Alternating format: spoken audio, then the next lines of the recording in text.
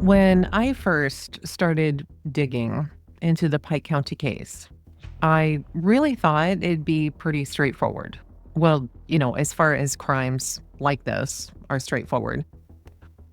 As I researched, I found that this wasn't just a case about murder, and not just one murder, but eight. Eight. I mean, so many crimes like this have a reason, right? A reason that may be only apparent to the criminal, but still a reason. But this reason is so compelling that they always feel like they have to act on it. In this case, though, what I came across was almost too strange to believe. There's this mother in the middle of all of this, someone who, according to her own stepbrother, didn't marry for love, but for money. She never wanted to be a grandmother, although she wanted grandkids. Now, that doesn't quite make sense, does it? The thing is that she wanted these grandkids to be her own kids. As the details of this case unraveled, I just couldn't get over the feeling that the people who physically committed the crime may not have been the ones pulling the strings. That's all I'm going to say for now, but once you hear the full story, you'll understand why this case stuck out. These were just some thoughts that were running through my mind as I researched this case. And honestly, this case took me twice as long to research and write about. And that was certainly something that I never expected. So now, let's get started and take it from the beginning. In rural Pike County, Ohio, there is a place called Union Hill Road. Now, this road has a series of homes where those who lived there didn't only know one another, but they were all related. On the morning of April 22nd, 2016, a 911 call came in at 7:51 in the morning. It was a female who sounded out of breath and panicked. There's blood all over the house. Okay. My brother walked through the bedroom and I beat the hell out of him. The caller was Bobby Jo Manley, who was the sister of Dana, one of the family members who lived on Union Hill Road. She had gone early in the morning to feed the animals at Chris Sr.'s house. Now, Chris Sr. happened to be her sister Dana's ex-husband. When Bobby Jo walked into the house, she saw a trail of blood leading to the bedroom. There, she found Chris Sr. and his cousin, Gary, dead on the floor. Sheriff's deputies arrive on the scene, not knowing what to expect. What they found was something straight out of a nightmare. 8 members of the same family were all massacred on the same night. Children were left alive next to their deceased parents. House after house on Union Hill Road contained deceased adults, all killed in the same manner. This wasn't random. This was personal. Soon, detectives, they'd uncover a motive so twisted that even as a true crime fan, you'll find absolutely unbelievable. Welcome to the Beach House 34 True Crime and Paranormal Podcast. I'm your host, Christine Worth, and tonight is the truth behind the Pike County Massacre. When Bobby Jo Manley got up that morning and headed out to take care of the dogs and the chickens at Chris Rhoden Sr.'s house, she wouldn't know that on this particular morning, her life and the lives of her family would be turned upside down. Chris Rhoden Sr. happened to be the ex-husband of her sister, Dana. But Dana, along with their 3 children, Clarence, known as Frankie Rhoden, Hannah Rhoden, their daughter, and Chris Jr., all lived on that same stretch of Union Hill Road. Now, even though Dana and Chris Sr. were divorced, they co-parented their children and remained in close contact. On this particular morning, Bobby Jo had to use a key to enter Chris Sr.'s home, which was a trailer on Union Hill Road. And this is something that she had never had to do. When she went inside the trailer, she discovered the crime scene. This is when she called 911. Now, Bobby Joe, completely in shock, then went to another trailer on the property near this first trailer. And here is where Frankie Rhoden and his fiancee, Hannah, she went by Hazel, Gilly, along with their 3-year-old son and a newborn baby, they all lived. Frankie was one of Dana and Chris Sr.'s children. Here, Bobby Joe found Frankie shot and his fiancee Hazel also shot. Their children were left unharmed. Their newborn was found alive between Frankie and Hannah at the time of their deaths. Another relative had gone to the home of Dana Rhoden, and this was Bobby Joe's sister and Chris Sr.'s ex-wife. Now, the people who lived in Dana's home were Chris Sr.'s son, Chris Rhoden Jr.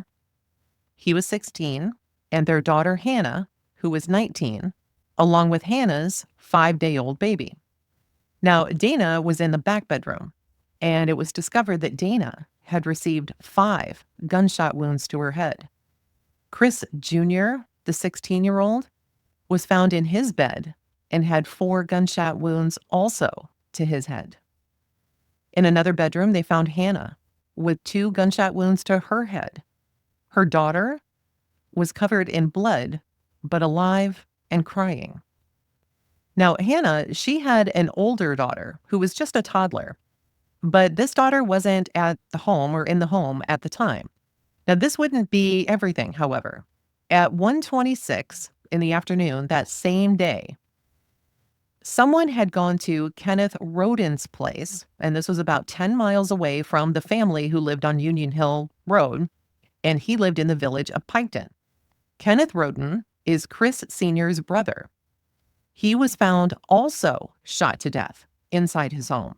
He was lying in his bed with a single gunshot wound to the right eye. When the police arrived and began to visit the crime scenes, they realized this wasn't just a killing. It was a freaking extermination. Overnight, 8 members of the same family had been murdered at 4 different locations.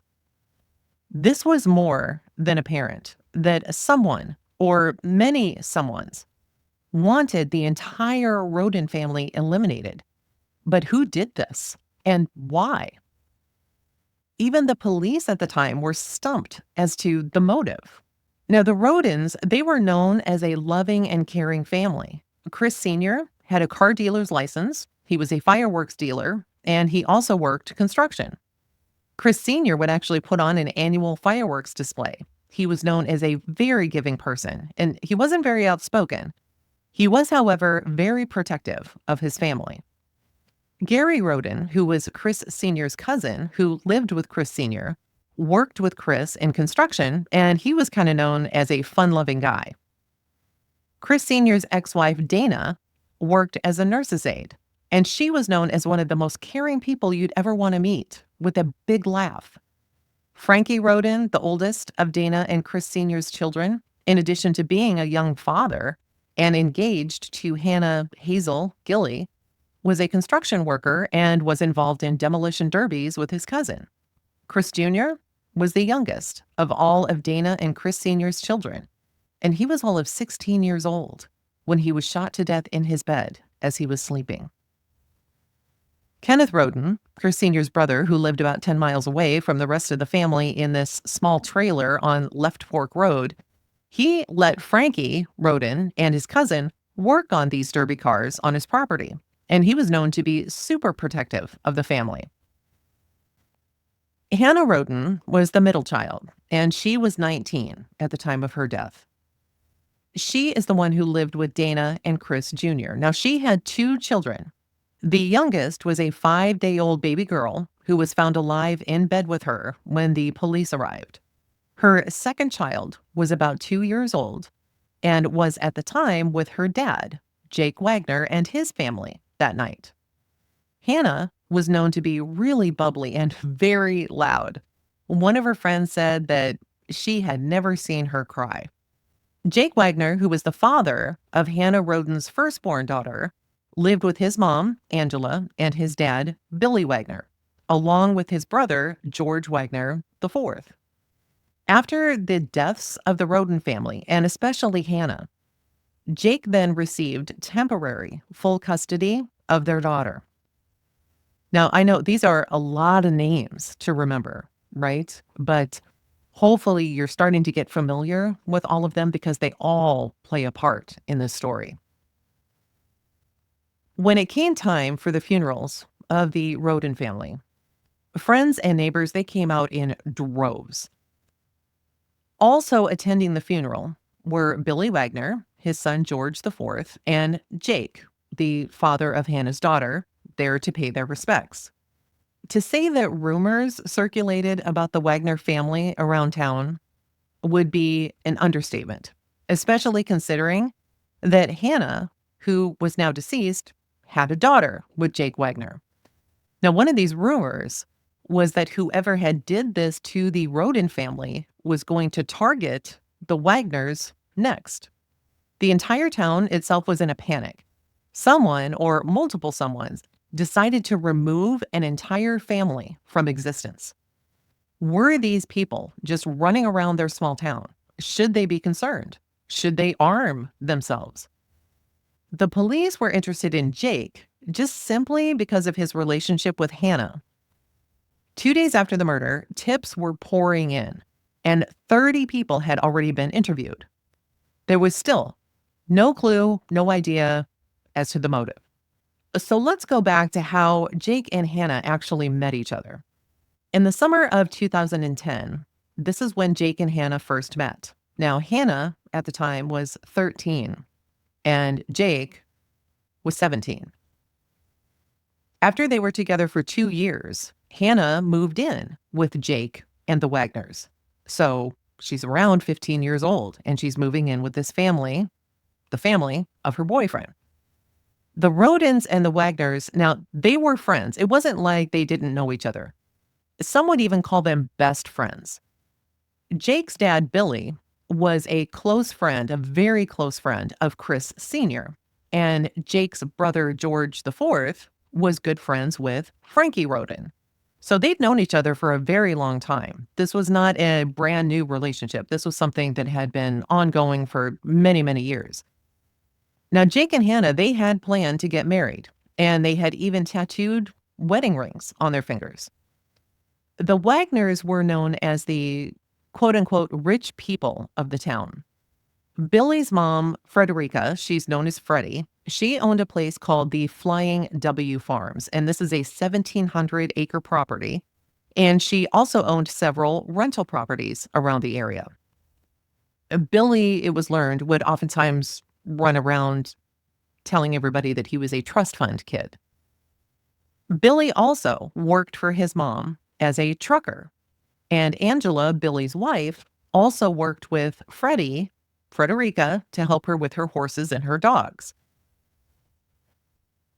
In an interview for a documentary on Peacock, Angela Wagner's half-brother, Chris Newcomb, said that George, Jake's brother, seemed to have more friends than Jake. Now, Chris happened to be 20 years younger than his sister and essentially grew up with Angela's kids, thinking of them more like brothers. And he said that Jake was the one that was always different, kind of the odd one out. He said that Jake was very controlling and would often say things like, everything has a place and there's a place for everything. He also thought of Hannah as his little sister, and Hannah would often go to Chris and complain to him about Jake, how annoying he was and how bossy he was getting. 3 weeks after the crime, the BCI, the Ohio Bureau of Investigation, spoke with Jake. And Jake made it out like he and Hannah's relationship was great and they got along with each other. This interview came about 3 weeks after the crime. Now, during this interview, interestingly, investigators noticed that Jake had actually changed his hair color. When BCI searched the scenes, there weren't any weapons found actually there at the scenes, but in Frankie Rhoden's home, they found multiple shell casings that came from a .22 caliber long rifle. At Chris Sr.'s house, this would be the first house, BCI collected 30 caliber SKS rounds, and they also recovered a single 40 caliber round that was probably fired from a Glock. Now, because of all of these different casings, it was speculated that there were at least 2 shooters. Also, on the outside of Chris Sr.'s trailer, there appeared to be bullet holes, and inside his trailer, there were 2 bloody shoe prints. Now, these were 2 different sizes, but they were both from the left shoe. These prints were then given to BCI, the BCI lab, and it was discovered that the sizes of these shoes were 10.5 and 11, and that the tread on the shoes was brand new. So BCI then headed out to try and find shoes that matched this tread. They actually hit the jackpot when they found the shoes at Walmart that had the same pattern. Now, not only that, these shoes were sold exclusively at Walmart. As the investigation continued at all of these murder scenes, and gosh, remember, there's a total of 4 murder scenes, investigators discovered on the Rhoden family properties a few marijuana growing operations. Chris Sr. had a grow operation in a barn and one in an attic. And at Kenneth's trailer, which was 10 miles away, they found another grow operation. And these weren't small. It was evident that these were used and maintained so that they could sell this. So, of course, investigators thought, well, could a drug cartel have been involved? It sounds far-fetched. I know, such a small town and all, but there were actually several cartels that ran through the area. A Mexican drug cartel was also near the Rhoden residence. So was it that this cartel felt the family was maybe homing in on their business? After following this lead, they didn't find any cartel members who were involved. So could it have been someone maybe local who just didn't like the competition? Nothing was found there either. After 90 days, there were still no leads. It was discovered that Chris Sr. and Billy Wagner together were actually involved in the sale of these drugs. So one day, the BCI decided to surprise Billy to question him as he walked out of a grocery store. I mean, can you imagine? You're just going grocery shopping or picking up a couple of things and, hey, the police are there. Can you please sit down and talk with us? In this interview, Billy said, "Ain't a bunch of hillbillies that do something like that. You boys are going in the wrong direction. Chris wasn't no saint, but he didn't hurt nobody." And they just let Billy talk because evidently Billy just really wanted to talk. And Billy mentioned something about Chris Sr. was supposed to have some kind of weed coming in, a pretty good chunk, according to Billy, and quote, he was going to sell to the whole damn county. Chris didn't do anything half-assed. Essentially, Billy's making it sound like Chris was brokering lots of deals that were going to make him a lot of money and make him a greater threat to the local drug trafficking community.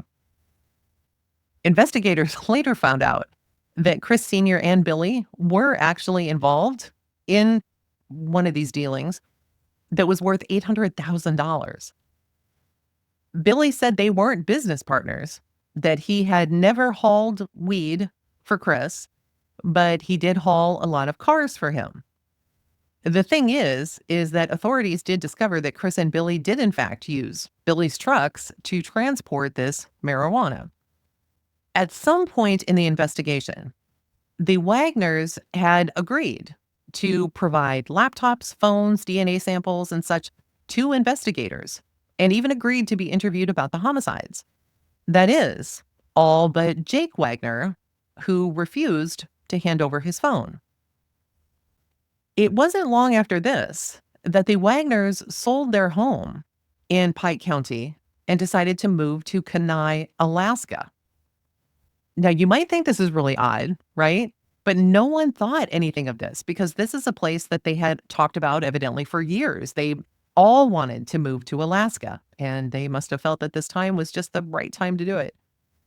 After moving to Alaska, Both Billy's dad and Angela's dad passed away, and the family didn't return for either funeral. Now, as you might imagine, investigators found this a little strange, right? The property that they had sold before moving to Alaska was searched by investigators. Now, the new homeowners, they were super nice, and they allowed the investigators to go ahead and come in and allow this search. It was now nearly a year after the homicides. After searching this home and going through tens of thousands of items, they came across a receipt from a local Walmart store where someone in the Wagner household had purchased 2 pairs of shoes, sizes 10.5 and 11, and they were purchased right before the homicides.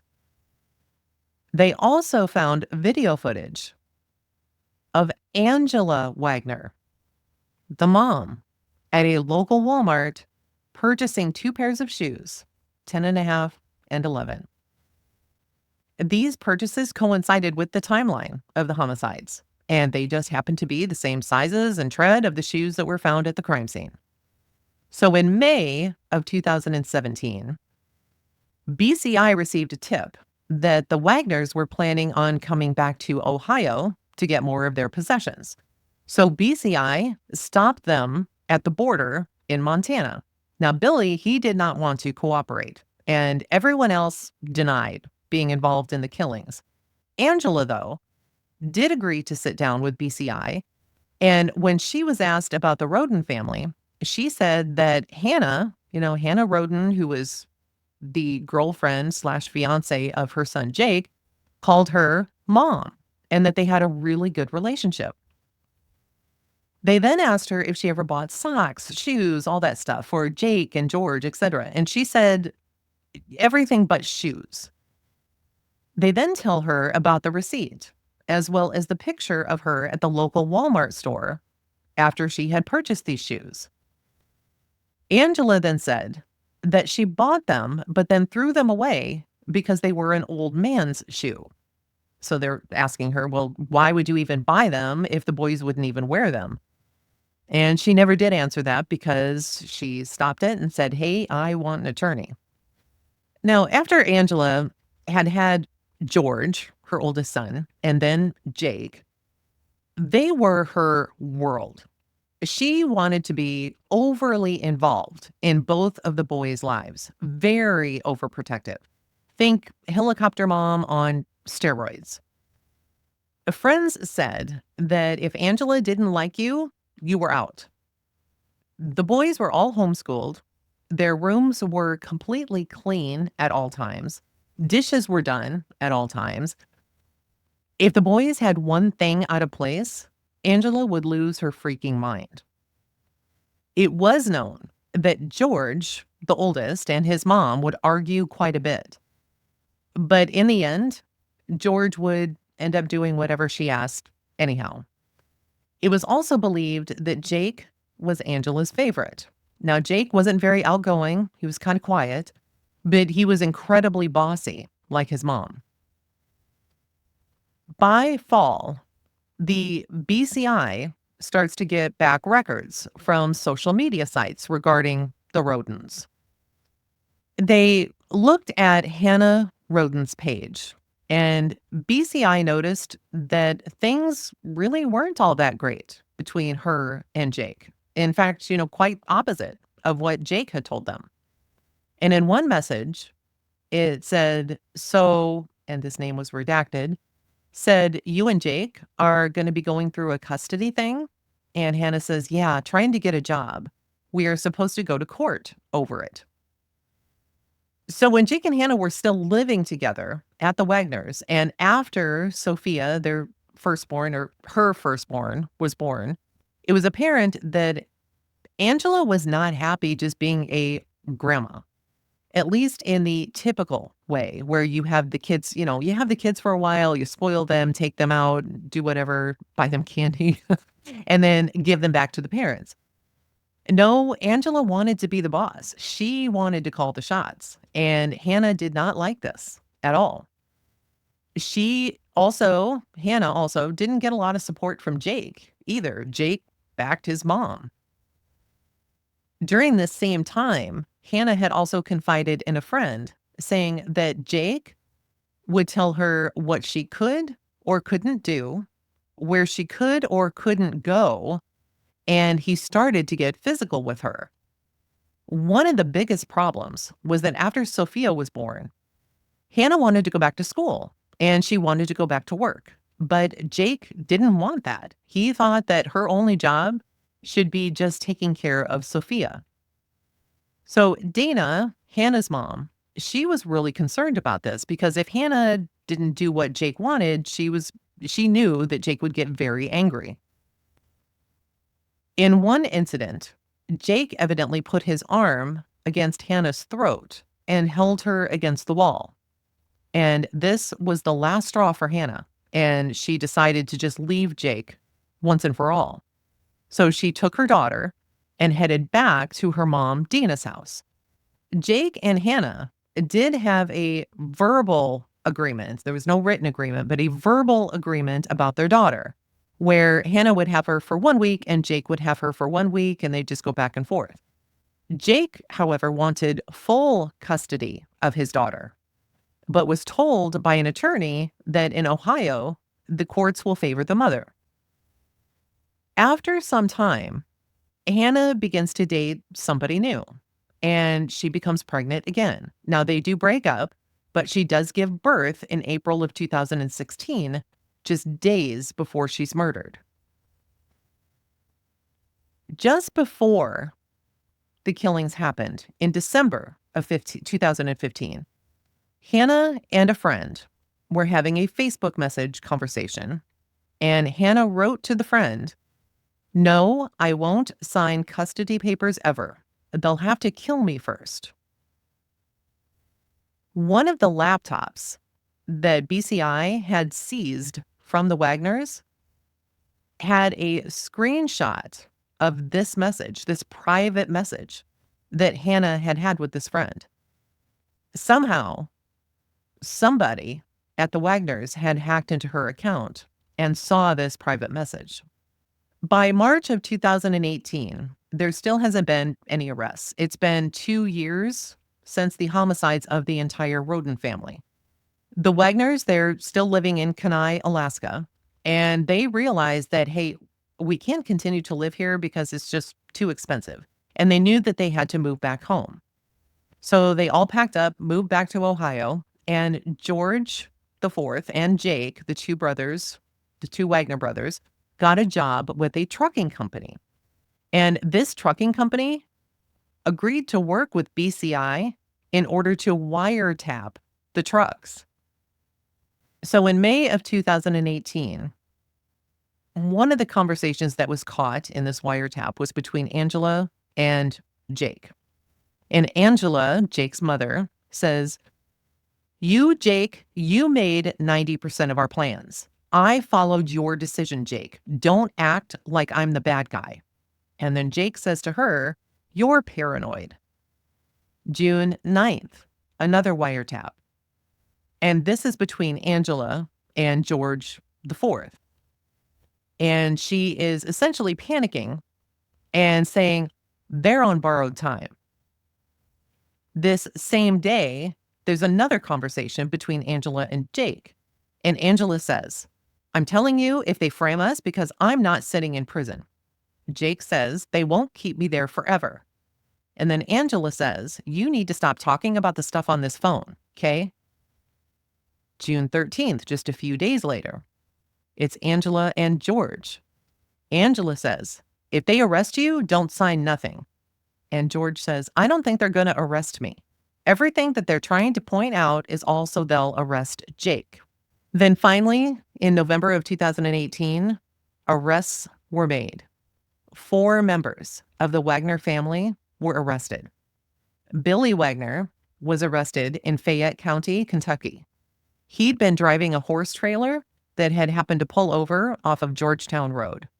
George Wagner IV and Jake were arrested at a traffic stop on 35 in Ross County, and Angela was arrested at her home in Scioto County in Ohio. They were taken to 4 separate facilities. Additionally, a brand new name we've never heard before, Rita Newcomb, who happened to be Angela's mom and who happened to be a notary, was also arrested. Now, why? Well, she was arrested on 3 counts of forgery and 1 count of obstructing justice and 1 count of perjury. So let's just talk about this for a second. It was discovered that she had forged 3 parental custody documents 19 days before the murders. Now, Frederica Wagner, Freddie, Billy's mom, she was arrested on 1 count of obstructing justice and 1 count of perjury. So what was the motive, right? I mean, there's so much going on here.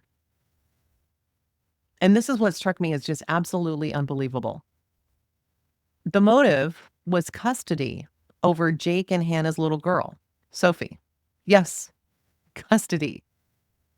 The Wagners tried to get Hannah to sign her parental rights over to Jake just weeks before the crime. This document that they wanted Hannah to sign was created and forged by Rita Newcomb, Angela's mom. This seemed so unbelievable, and the prosecution was really concerned that, the jury isn't going to buy this, that an entire family, 8 people, were murdered over the custody of a little girl. The problem is, no one knew who in the Wagner family were actually the ones who committed the murders. So they actually sit in jail for a couple of years. And then on April 22nd of 2021, exactly 5 years since the homicides and 2 years after the Wagner's arrests, Jake Wagner was supposed to have this status hearing, but this turned into a surprise plea deal. An announcement was made outside of the courthouse with other members of the Rhoden family, and the statement said that Jake Wagner had agreed to a plea deal in order to avoid the death penalty. He was asked if he was the one who murdered Hannah Rhoden, and he said that he did, and he pled guilty. And he did this with a smirk on his face. This meant that now he could avoid a trial and would not be facing the death penalty if he told the truth while he was testifying. He further admitted that it was him who had plotted the murders of the entire Rhoden family. So why did he plead guilty? Well, if he agreed to testify against his family, as said, they'd take the death penalty off the table, not just for him, but for everyone in his family. Part of the deal was that Jake tell them where the murder weapons were, and he did. They happened to be found at a pond at the Flying W farm that Freddie Wagner, his grandmother, owned.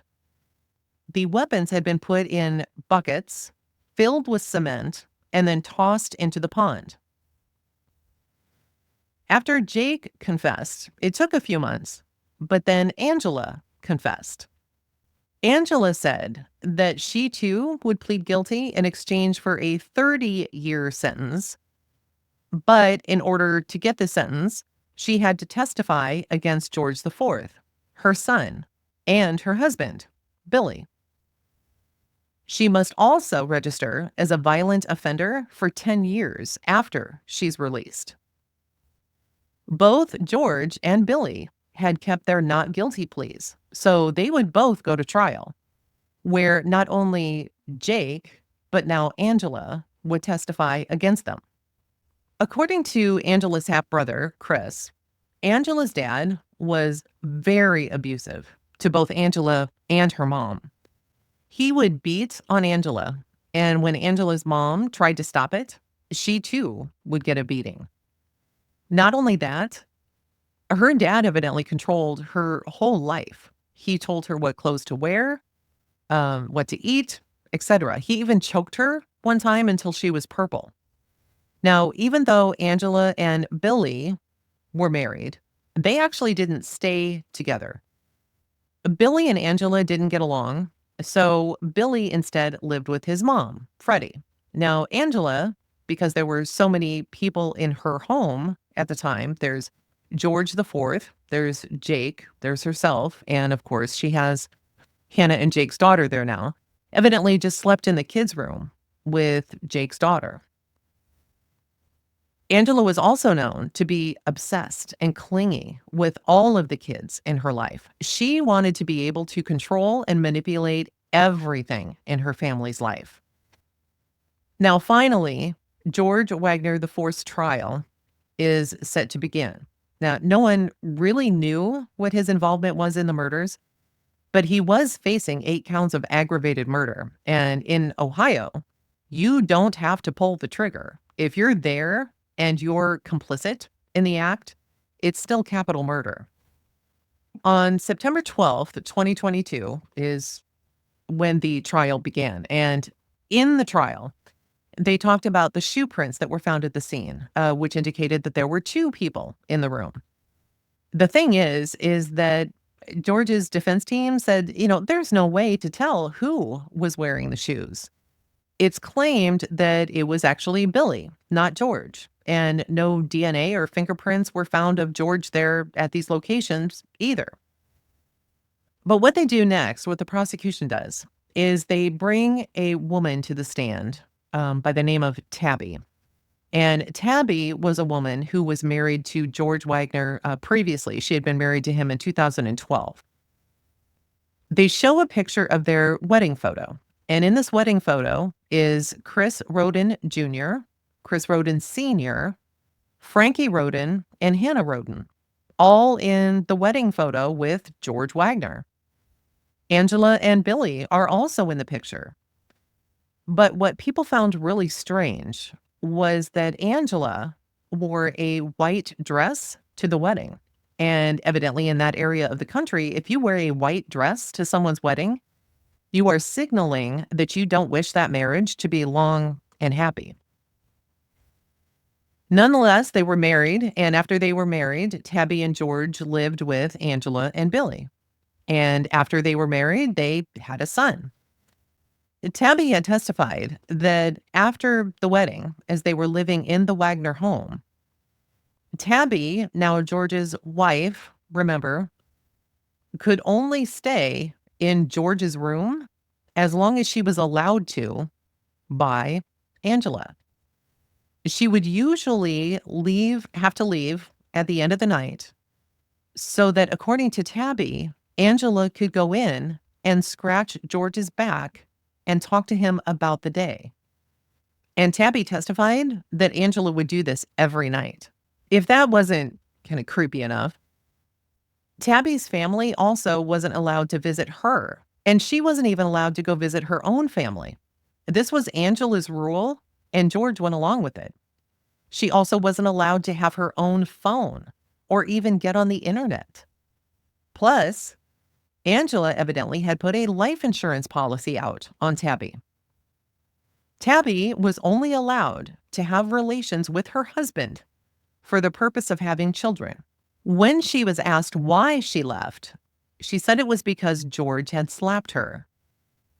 What started this was that Tabby wanted to go outside and cool off, evidently after an argument, and he wouldn't let her. She raised her voice, and that's when he slapped her. Angela then came out, threw some kind of board at her, and then told George that she was going to go get the gun. So Tabby and George, they go to a courthouse to have the marriage dissolved. And there, Tabby signed what she thought was a shared custody paper where she and George would share custody of their son. That is not what this document was. She was tricked. And in the end, George was awarded custody, and Angela then became his mom. Another person that was put on the stand to testify was a woman by the name of Elizabeth Armour, known as Beth. And she happened to be the ex-wife of Jake. So let's get into this here. When the Wagners moved to Alaska, Jake met Beth and they got married. Now, Beth had grown up in a Mennonite community, and she had moved to Alaska to get away from that lifestyle. The thing is that she had grown up, pretty sheltered. So when Jake and Beth had begun to date, what they would do is they would take Jake's daughter, Sophia, who was now with Jake, and they would take Sophia with them. Eventually, they were married in 2018.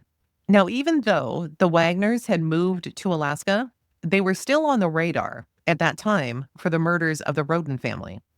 And to keep tabs on them, their phones were wiretapped. On May 31st of 2018, there was a conversation between Angela and Jake. And Angela says, "Oh, let's see. Beth is her mommy. I'm her grandmother. She loves Beth more than me, and she believes Beth over me because I'm just her grandmother." And Jake says, "You're not her mother. You are her grandmother." Now, before they were married, Beth had confided to Jake that she had been abused as a child. And on their wedding night, Jake told Beth to cut ties with her family. And he cited the abuse as the reason. Jake also required Beth to hand over passwords to her phone, her emails, her bank accounts, everything about her. Beth testified that Angela, Jake, and George did everything together. Shopping, dinner, just taking drives, and all decisions were made as a group. All of a sudden, Angela then said to Jake and George that she believed that Beth had abused Jake's daughter, Sophia. This, of course, was entirely untrue, but because Angela had said it and said something to Jake and George, all of a sudden they're believing their mom or thinking that something's going on. When Jake then confronted Beth and asked if she had done this, and of course she said no, she had not, he told her that if she did, what he would do is he'd string her up in the barn and beat her to death with a baseball bat fashioned in the same way as Lucille, the baseball bat from the show The Walking Dead. He also said that after this happened, he would bulldoze the barn, burn it down, and hunt down and kill her family. After Beth heard this, she called a friend in Alaska to help her escape because she thought that Jake was going to murder her. The defense then tried to make it out that, George, as far as the crimes against the Rhodens go, had nothing to do with it. But on George's credit card, there was a purchase for a phone jammer. Now, this was bought about a month before the homicides. This phone jammer, when it's used, prevents anyone from using their phones to call others or even 911. The defense says that since Angela took care of the bills, it was actually her who had used George's credit card to make this purchase. Next, it was Jake's turn to testify. But here's the thing. The judge gave all witnesses the option of having themselves video or audio recorded. Jake chose not to be audio or video recorded during his testimony. But what we did learn was that Jake claimed that all of this started when Angela hacked into Hannah's Facebook account and saw the message in December of 2015 that they'd have to kill her first before giving them full custody of Sophia. Angela evidently showed Jake this message and said they had to do something. Jake testified that it was actually Billy who came up with the idea that they had to kill Hannah. Billy's suggestion was to kill Hannah and then make it look like her then boyfriend, Corey, had done it to make it look like a. Then Jake told his dad, well, that's not going to work because if they just killed Hannah, then the entire Rhoden family would retaliate. So the day of the homicides, Jake said that on the way to commit the crime, they happened to stop along a road. And Billy got out and came back and said, last chance, you guys, we can still not do this. We can still back out. Jake convinced his dad that they had to do it. And so Billy got back in the car and on the way they went. When they got to Chris Sr.'s house, Billy somehow got Chris Sr. to come to the door. Now, of course, they'd been friends, right? Why wouldn't he?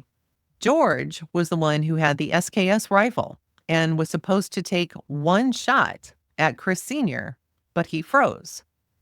Jake then grabbed the rifle and shot Chris Sr. Then Billy went into the house and shot him again, along with shooting Gary Rhoden. Evidently, after this happened, Billy was in a full meltdown mode, saying he can't believe that he just killed his best friends. They then dragged the bodies back to Chris's bedroom. Chris had been shot a total of 9 times. Next, they go to Frankie's. Jake walks into the bedroom and shoots Frankie, and then sees Hannah Gilley, Hazel, his fiancée, move. So he shot her. Their 6-month-old was still in between the couple. When they got to Dana's house, he walked into her bedroom and shot her 5 times in the head. He then walked to Hannah's room, the mother of his child, and shot her. Her days-old baby was lying next to her, and Jake adjusted the baby so the baby had access to Hannah's breast because he didn't want her to be hungry. He then made his way to Chris Jr.'s room and shot him multiple times in the head while he was sleeping. They then all headed to Kenneth Rhoden's place, 10 miles away, and shot him. After Jake had testified, there were a few more, but then it was Angela's turn to take the stand, to testify against her own son. She, too, didn't want to be audio or video recorded. Under questioning, Angela Wagner admitted that her husband was just not cut out for parenting. And the question was, "You have said that Billy should not be a father. Is that right?" And she answered, "That is correct. And the issues you had with Billy is that he would teach the boys how to commit crimes, right?" "Yes." "And thefts?" "Yes." Angela said that Billy, Jake, and George would go off to plan the murders. And evidently, she asked George if he wanted to go through with this. And he said that he did. Further, she said that when they did leave to go commit the crime, she had sent text messages to their phones to make it look like the boys were someplace else. Then she went upstairs and she went to bed. Angela testified that the whole reason was to protect Hannah and Jake's little girl because she thought that something bad would happen to her when she was with the Rhodens. She believed that the little girl was being abused. Now, does this sound familiar? There's no supported information on this or even evidence that it was something that would happen in the future. It was believed that Angela used this abuse angle with all of her son's girlfriends in order to control her sons. One of these surprising things that happened in trial was that George actually took the stand himself. And George said that his dad, Billy, had kind of quashed his early dream to be a game warden or a forester. He said, "My father didn't want nobody in the family that wore a badge. He thought all law enforcement was crooked." It was also learned that Billy Wagner thought that people were listening to and watching him. He had buried a trailer full of provisions for the end of the world, and he grew more paranoid because when he would drive trucks, he would use drugs to keep him awake while he was on the road. And whether or not it matters, Billy Wagner is actually 6'6", and he's 275 pounds. He has been described by another family member of being about as sharp as a bowling ball. He always evidently came off as brash and blustery. He was foul-mouthed. He was ill-tempered. George and him had a pretty bad relationship, but it turned worse when George came home one night to find his father standing naked in the family's kitchen with his then wife in a nearby bathroom. And George says, "I didn't trust him after that." George then describes his mom as being over-opinionated, someone who thinks that she's better than everyone else and tries to manipulate people. And then says that Frankie was one of his best friends. He said that he didn't even know Billy and Jake had actually left to commit the crime, and he didn't even know what it was that they were going to do. So when finally this is over, the whole trial is over, it actually only took the jury 7 hours to render a verdict. And George was found guilty on all counts. He received a mandatory sentence of life in prison without parole. So what about Billy? Well, Billy's case is still pending. In late 2024, he was granted a change of venue, and Billy wants to proceed with a trial rather than take the plea deal. And as of now, no specific trial date has been set. So what about Sophia, right? The little girl who's at the center of all of this. Well, Sophia was given to Children's Services, and family members have said that she is now very well cared for and under new guardianship. You know, this case is one of the most disturbing and crazy cases I've ever researched. What began as this horrifying massacre led to a shocking unraveling of control and manipulation and a family so desperate to control a child that they murdered 8 people in order to do it. The truth is, the Pike County Massacre, it wasn't just about custody. It was about control, obsession, and the lengths that some people will go to when they believe that they're losing their grip. And I started this episode talking about how I don't know exactly that the right people, or all of the right people, are being punished for this. I really believe that Angela had more of a hand in this than anybody's willing to say. But, you know, she didn't physically commit the crimes, right? Anyway, if you found this episode as mind-boggling as I did, I'd love for you to leave a comment and give me your thoughts on this case. And if you do want early access to upcoming episodes, if you want ad-free episodes, if you want to help support this show that helps keep it going and lets me continue to dig deeper into these cases, please consider heading on over to Patreon. I will have a link in the show notes for you. Thank you so much. Thanks for listening. And as always, stay safe. We'll talk next time. Bye for now.